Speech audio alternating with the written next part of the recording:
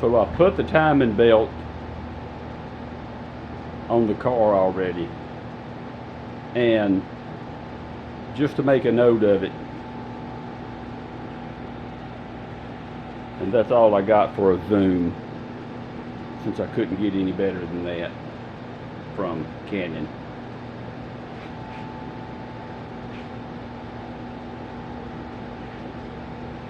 When I bought the car new, it had this style timing belt pulley for the cam on it, or basically this style. So this is a 38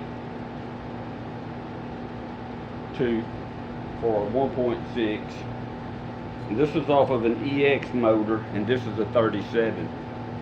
That's a 39 that's on there now. And I have a 95 EX motor in the back,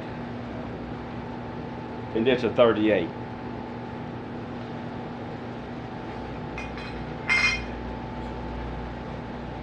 So I'm going to be flipping the motor over here in a few minutes,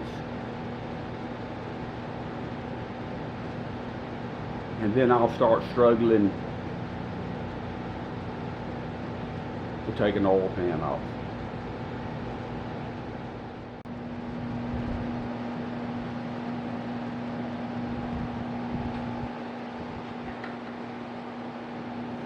Hopefully that's in a little better focus. One piece rear main seal, bolts on, used Honda Bond, or what we would call ultra gray.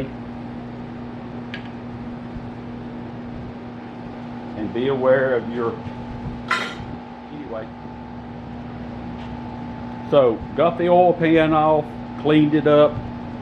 One of the other things that's important to note, removing the oil pan gasket on these little cars, and I did that on another car.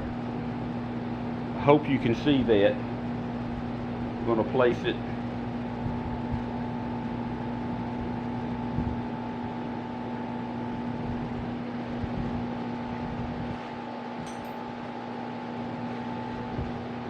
somewhere it doesn't fall in the motor.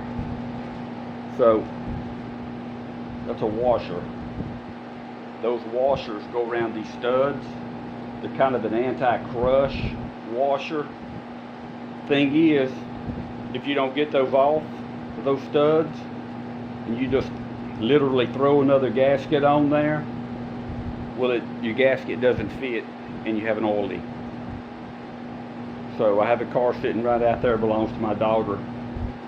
She must have been taking it to a Honda dealership, because there was 4 of those rings on one of the studs, and they were probably taking it back to the dealership because it was pouring oil out the oil pan.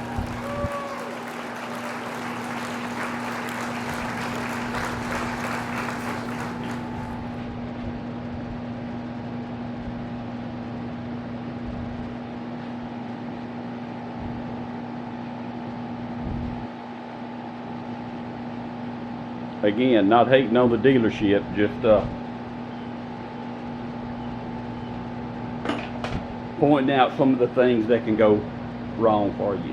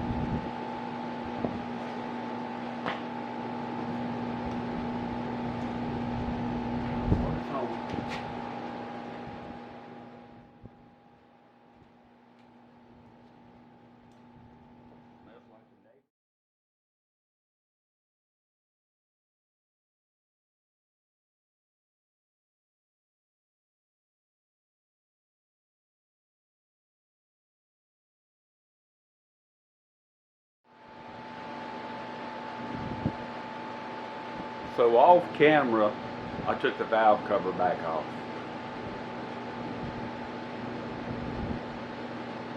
And the reason I took the valve cover back off is because there's a cover that goes over that cam gear, and I have to tighten up the nut on that before I put it over it. There's a cover.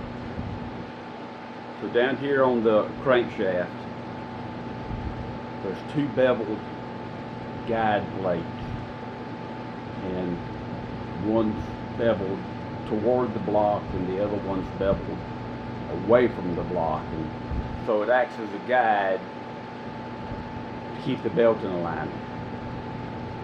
So I've already put the bevel on there, and I'm going to stop the film and I'm going to put the bottom timing belt cover on.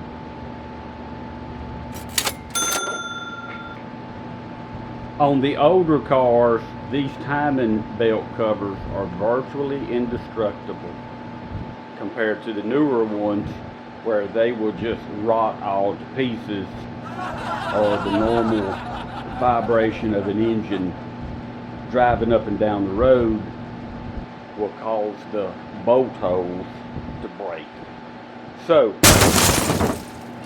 when you change the timing belt, guess what else you get to do? You get to replace all those timing belt covers. And sometimes those bolts have fallen out, and you have to replace those too. Otherwise, it's a safety thing. You have this belt spinning around where everything in the world can get in there, like your fingers. So what you're looking at is this right here.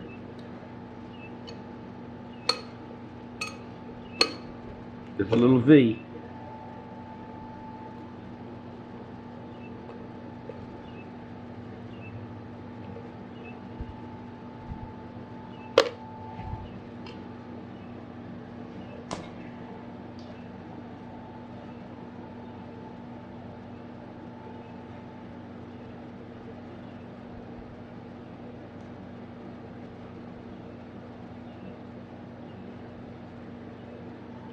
So this is a little V. It's like a little window. And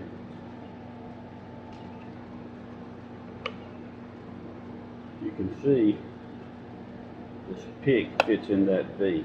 It's across. I just can't get my camera at the right angle. I'm going to try to here in just a second, because right up above it is this little pointer. And make note here and here. So these are your TDC marks on this motor. So down here on the crank, I preloaded it. I put my tool in it through a hole, through one of these holes on the oil pan, which is a big no-no. You don't want to torque it up to 150 foot-pounds using that. Make sure it's in the car. But don't forget, or to be like many of the other ones I see in the parts yard, the flywheel, this pulley just came off, and that woodruff key or keyway, whichever one you want to call it, just ripped the end of the crankshaft off. That causes you to have a bad day. So I'm going to pick the camera up.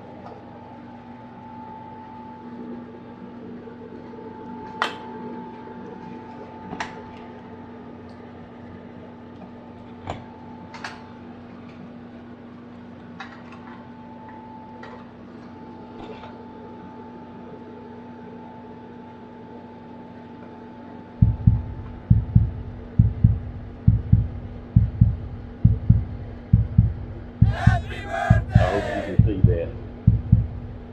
That's the best zooming in I can get you.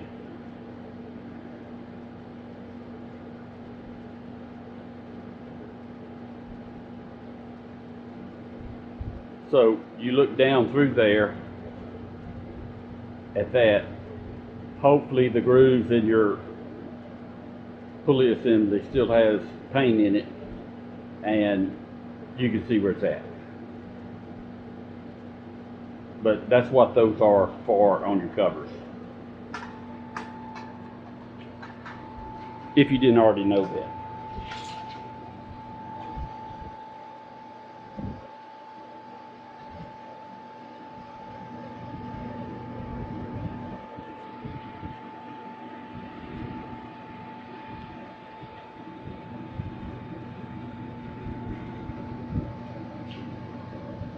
When I had a tool in here, of course it was in this hole to keep it from turning.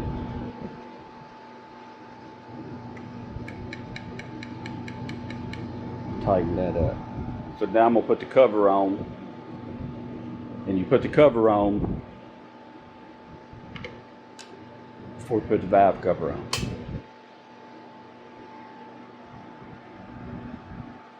So on each spark plug hole in the valve cover, there's also a gasket. What would be cool, and when I stop the camera here in a minute, is I'm gonna go see if one of my 1.6 liter valve covers, which is just all aluminum, will fit on this head. It comes down to these mounting studs. So